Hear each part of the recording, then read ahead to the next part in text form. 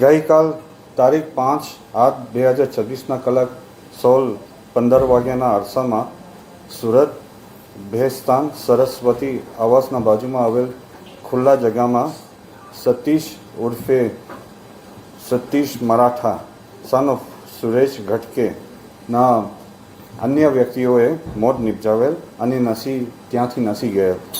તે બાબતે ભેસ્તાન પોલીસ સ્ટેશનમાં સંલગ્ન સેક્શન ઉપરથી ગુના દાખલ કરવામાં આવેલ. તપાસ દરમિયાન ક્રાઇમ બ્રાન્ચના જે હ્યુમન સોર્સિસના ઇન્ટેલિજન્સના માધ્યમથી ક્રાઇમ બ્રાન્ચને ચોક્કસ માહિતી મળ્યું કે ગુનામાં સંડોવાયેલ આરોપીઓ સુરત છોડી દીધેલ છે અને મહારાષ્ટ્ર તરફ નસી જવાનું તૈયારીમાં છે. જેથી સુરત ક્રાઇમ બ્રાન્ચની અલગ અલગ ટીમ તથા ભેસ્તાન પોલીસ સ્ટેશનના અલગ અલગ ટીમ તાત્કાલિક વાપી, વલસાડ તથા વ્યારા, સોનગઢ તરફ રવાના કરી સ્થાનિક પોલીસ સાથે મહારાષ્ટ્ર જતી હાઈવે ઉપર આવતા જતા તમામ વાહનો તથા વ્યક્તિઓ સઘન તપાસ હાથ ધરવામાં આવેલ. તપાસ દરમિયાન અને આ ચેકિંગ દરમિયાન સુરત શહેર ક્રાઇમ બ્રાન્ચ તથા તાપી જિલ્લાના એલસીબી પોલીસ સાથે મળીને સંયુક્ત ઓપરેશન હાથ ધરી સુરત ધુલિયા હાઈવે ઉપર નાકાબંધી કરી ગણતરીના કલાકોમાં તાપી જિલ્લાના ઉચ્છલ વિસ્તારમાંથી 4 આરોપીઓ તથા 4 કાયદાના સંઘર્ષમાં આવેલ બાળ કિશોરોને ઝડપી પાડવામાં આવેલ છે. પકડવામાં આવેલ આરોપીઓના નામ આ રીતેનું છે. નંબર 1 કેતન ઉર્ફે Sunny son of Sudagar Suresh Sirsad. Number 2 Rahul ઉર્ફે ભટકો સન ઓફ જગદેવભાઈ મુનારામ દુબે.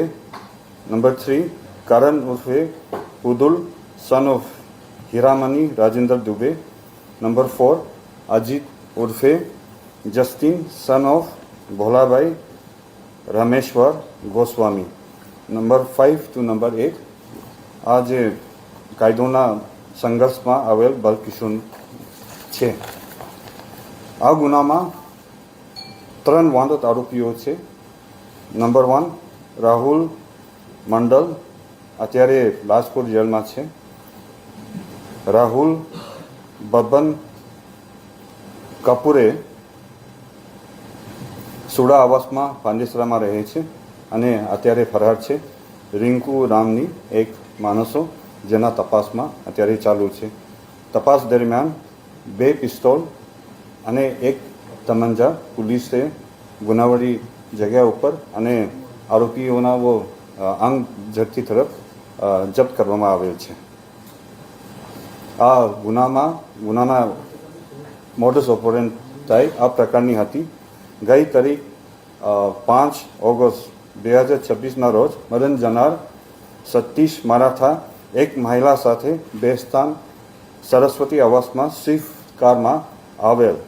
આ દરમિયાન ગુનામાં સંડોવાયેલ બાલ કિશોર નાઓએ મરણ જનાર સતીશ મરાઠાનું મર્ડર કરવા ઘટેલ કાવતરાની ભાગરૂપે બાઇક ઉપર પીછો કર્યો.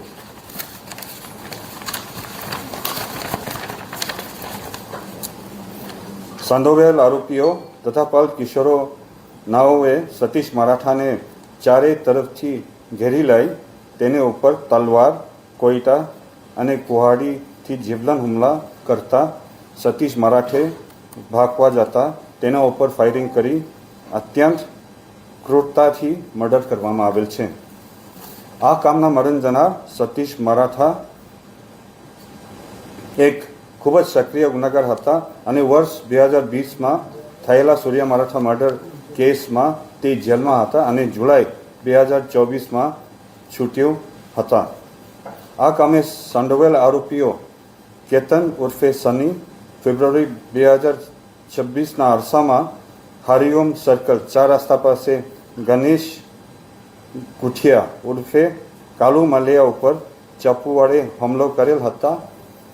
આ બનાવના અનુસંધાને આ કેતન ઉર્ફે સની લાજપોર જેલમાં ગયેલ. તે વખતે લાજપોર જેલમાં કુદસી ટોકના ગુનામાં કેદ રાહુલ મંડલ સાથે પરિચય થતાં તેને બંનેનો દુશ્મન સતીશ ઉર્ફે સતીશ મરાઠાને મારી નાખવાનું તમામ પ્રકારની મદદ કરવાનું જણાવેલ હતું.